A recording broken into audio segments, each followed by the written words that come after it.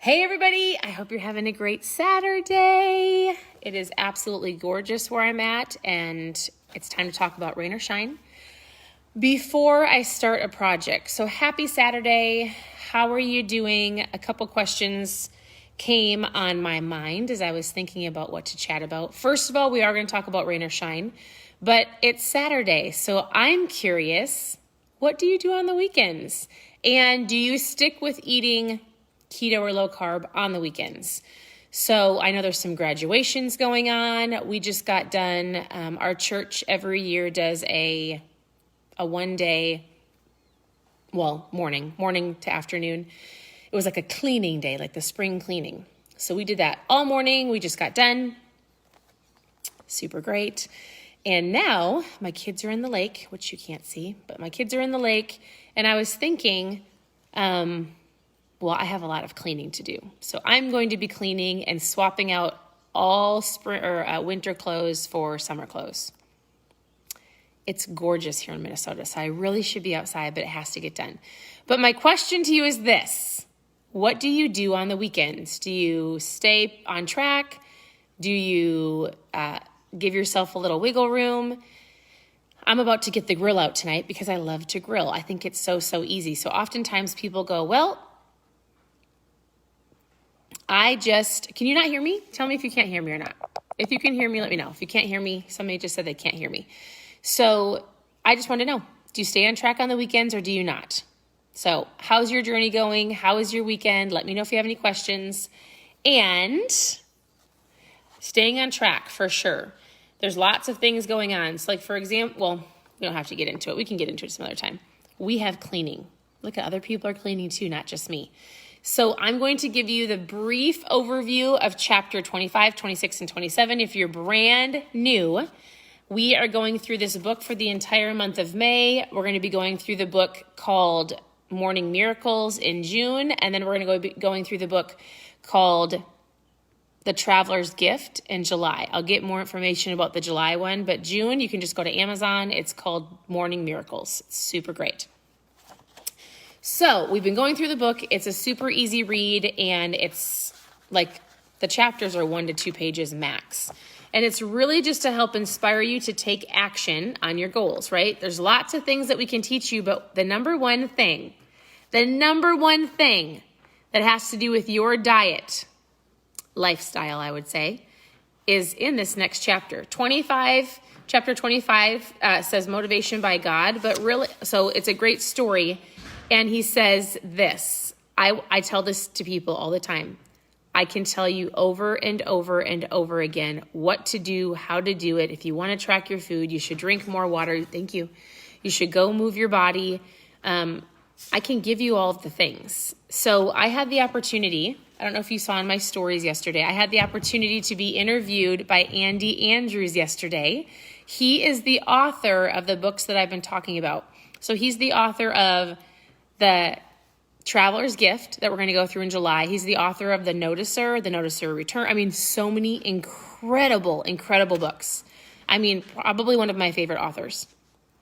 And long story short, I had reached out and said, thank you for your incredible books. I'd like to buy a whole bunch of them so that I can have my Keto Mom community read them.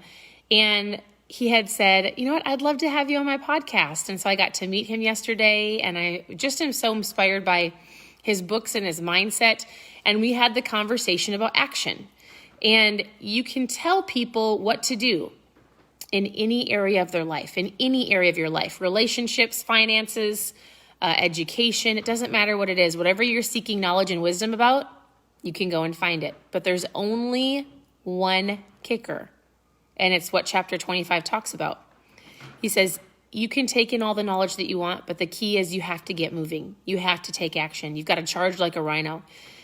And so he says, sometimes you have to end the prayers and start moving forward, right? So sometimes, I don't know if you guys have ever said this, but I have people that go, I'm praying about it. Yep, praying about it.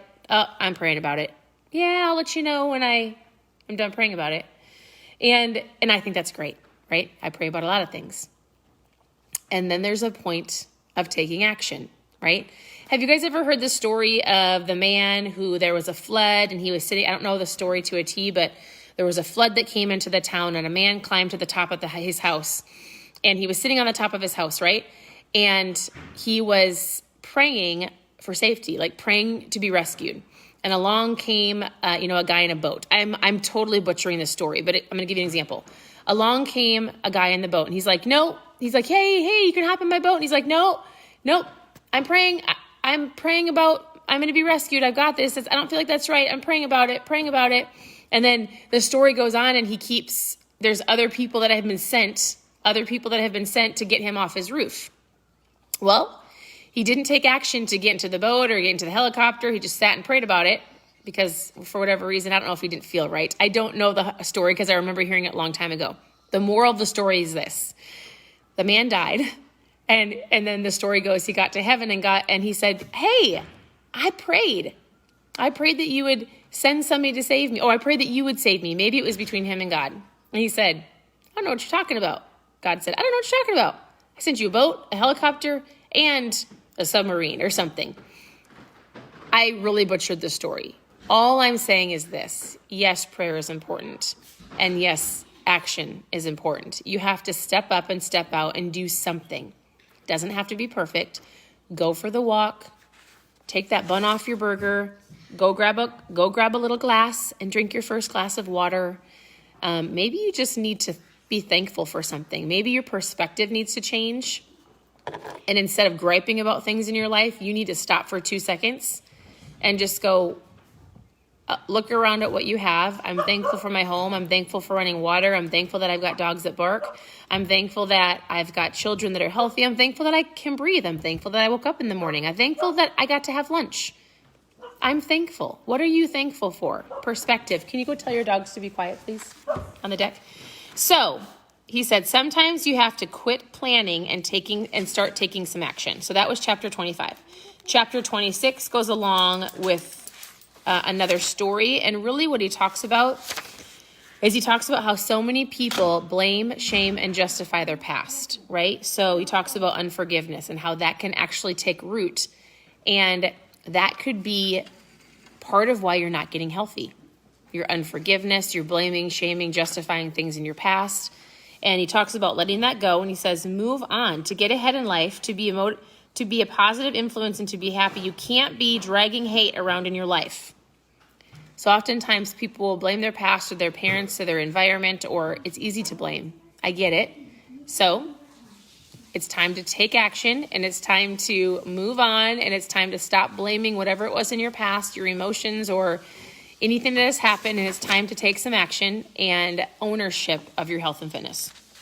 Last, chapter 27, he talks about even rhinos get the blues. So this, if you don't know, he wrote the first book that I've ever read of his. It's called Rhinoceros Success, and he really compares your life if you are a rhino or a cow. Rhinos take action. Rhinos get things done. Rhinos have thick skin. Cows wallow in each other's poo.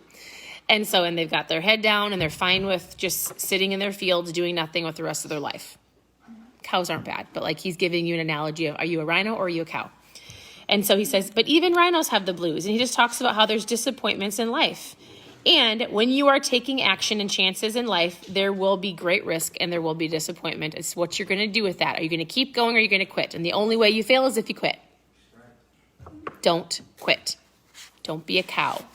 Don't be a rhino that turns into a cow. So he talks about if you get into the blues, if you get into that pattern, oftentimes people message me and they go, oh, I'm in a funk.